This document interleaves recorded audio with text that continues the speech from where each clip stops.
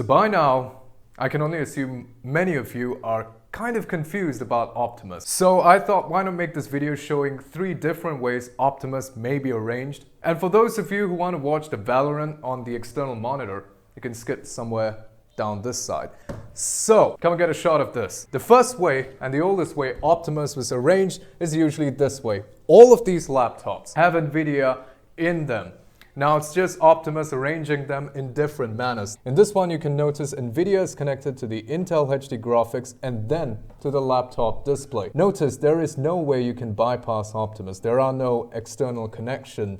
So we're pretty much limited to this in an attempt to save better battery. This, predating Optimus, has its laptop directly connected to its NVIDIA GPU. So not having a lot of saving the battery in mind, you can notice it has a lot more settings than the one with Optimus. And then comes the latest Asus ROG, where even though it's Optimus, it has a Type-C connection directly connected from its NVIDIA GPU to an external monitor. But wait, what is this? This is obviously externally connected, but why is it showing LG blah blah blah? Well, here it is.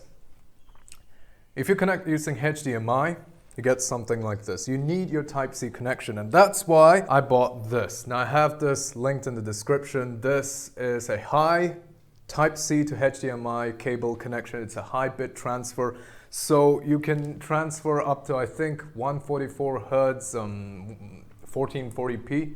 So this will do you good, and I'll show you how to externally connect it, because some of you were like, how do I do it? How do I do it? Well, you just take your Type-C port, you put it where your Type-C connection is, then route yourself to the back. I'm just going to roughly do it. There is obviously 1,000 better ways you can, and well, it says HDMI 1 is available. You press on yes, anytime now. Voila! Look how AMD just disappeared, and now we have NVIDIA GeForce RTX directly connected to the LG. And look at this. We have the same number of settings, if not slightly more, as the one directly connected to your laptop. Now, this raises a lot of questions, like, is there any other way apart from using the Type-C port to externally bypass Optimus? Like, why don't I just disable AMD Radeon graphics? Isn't that logically supposed to make, I don't know, the NVIDIA GPU directly route its rendered frames to the display? Well, sorry to depress, but you can't, and I'll show you why. I'll actually go into the settings and uninstall the AMD driver. Go to display drivers, and here we go. So I'm going to take the risk and actually uninstall the driver, uninstall.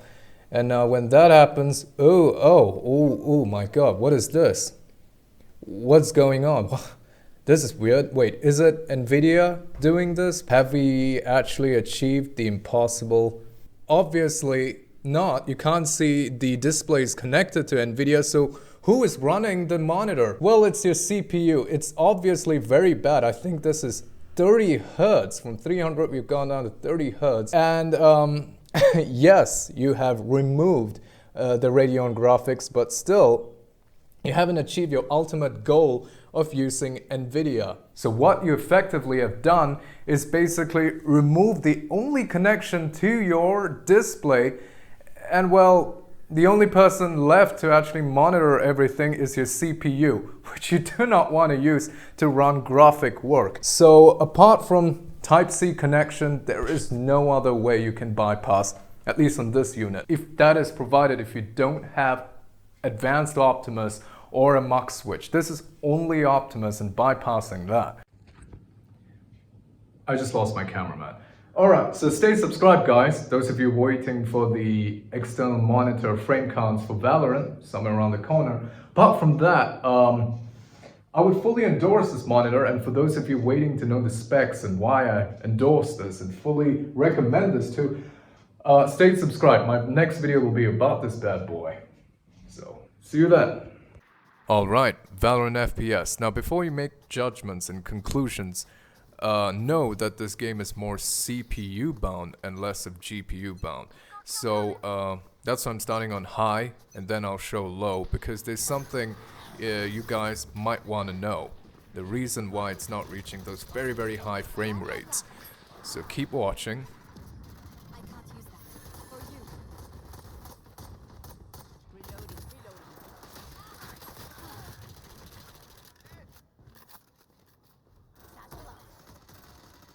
Satchel out. Enemy spotted B. And yes, here we are at low. Observe how similar it is to high. Might be wondering, hey, when we drop down a low, shouldn't that remove the load of, I don't know, right? Well, here's the thing. In a CPU bound game, lowering the graphics will not improve your FPS. In fact, it's kind of the opposite. That I will confirm that theory when we reach 1440p.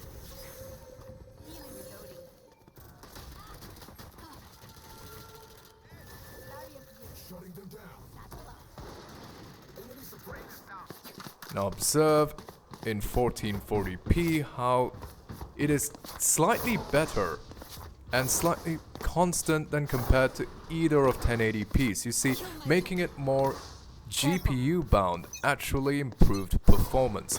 Now remember guys, this is a CPU bound game, so if you remove the load of the CPU and give it to the GPU, you will observe more frame rates. But none of this is really important, because when you're playing on an external monitor with a 1440p, it isn't likely that you'll go above 160 Hz. So, yeah, I think externally connecting it'll be awesome. Spike planted.